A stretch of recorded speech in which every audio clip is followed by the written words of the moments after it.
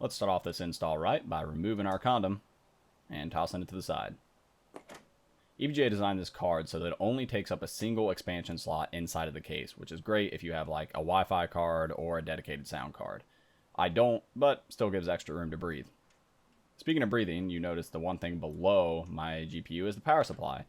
And it turns out that the new load being drawn from the 1080 Ti is actually causing horrible coil whine in my older power supply.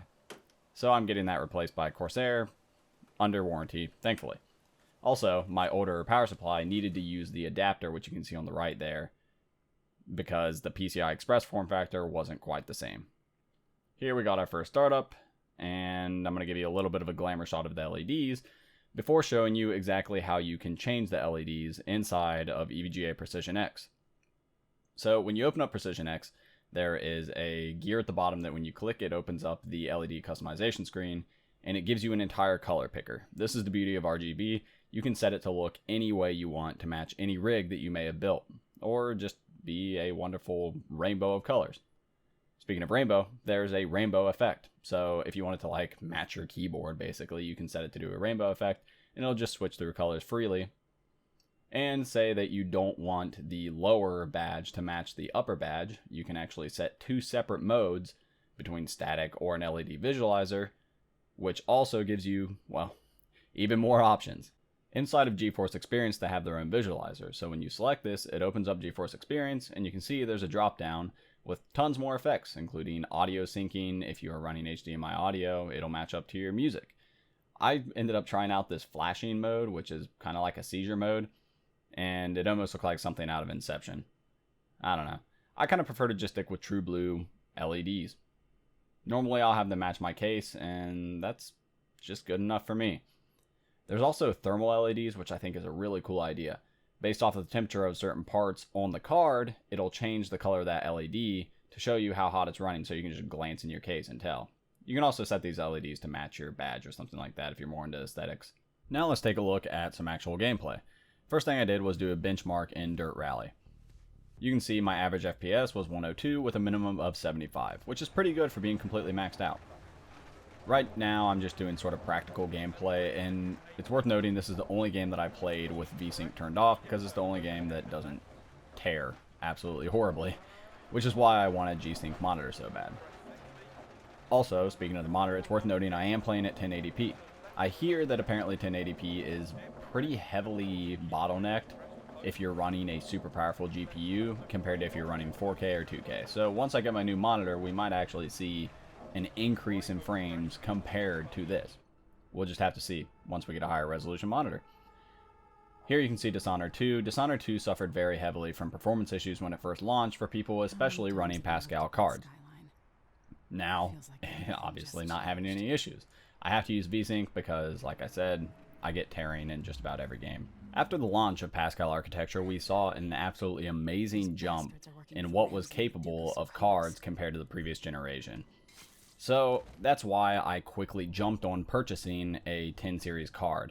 Of course, I didn't jump on the 1080 normal version because I knew that the Ti would come eventually, and every time it's a significant jump in performance while not being that huge of a jump in price. Traitors. Which is why I bought this card. But so begs the question, is it worth it for everybody? Well, obviously not. If you don't have the budget, then it's simply not worth it. And there's no point in buying something that's going to be overkill for what you're doing if you don't need it. 1070s are known for being amazing cards for their price points. So are 1060s. I have a friend who has a 1060, and he can play just about everything that he wants, how he wants, without having significant frame drops or any sort of issues.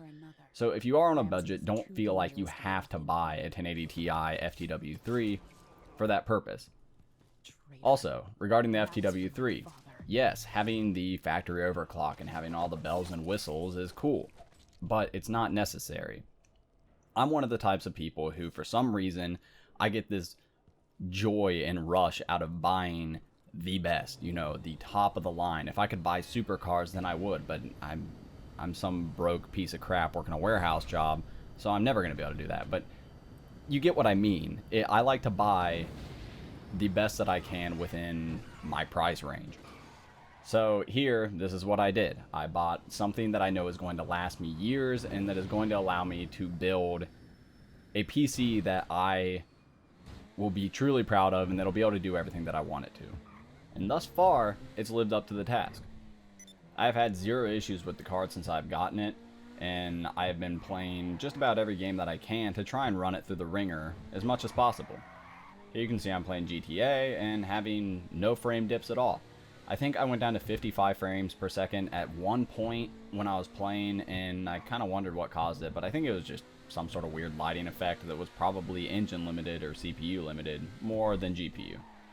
Additionally, let's talk about temps for a minute, because I know everybody likes to know about the temperatures of high-performing graphics cards. So, I don't monitor the temperatures too religiously on my card because it's not that big of a deal to me. My room gets hot as fuck no matter what I'm doing, so I kind of just have to live with it.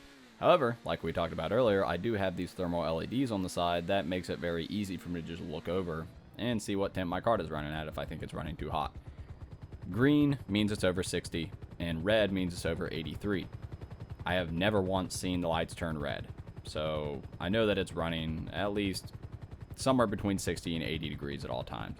I have opened Precision X a couple times after a long gaming session, and it's normally around 70, so I'm not too worried. And even if you do end up realizing that it is getting too hot, there's still tons more room that you can crank the fan curve up and just set a custom curve where if it goes over 60 degrees, you want it to really rev the fans up, and you still won't be able to hear the fans all that much. Like I said, the fans aren't really even that loud at 100%. I mean, they're a little loud, but definitely manageable if you just crank them up to like 60 or 70% when you realize it's getting a little bit too hot. Hopefully, I covered everything that you give a crap about in this review. It wasn't very comprehensive, but there's a million other places that did it way better than I did, and I just kind of wanted to give you an overview of what I thought of the card and how it performs. Thanks for watching, and I will see you next time.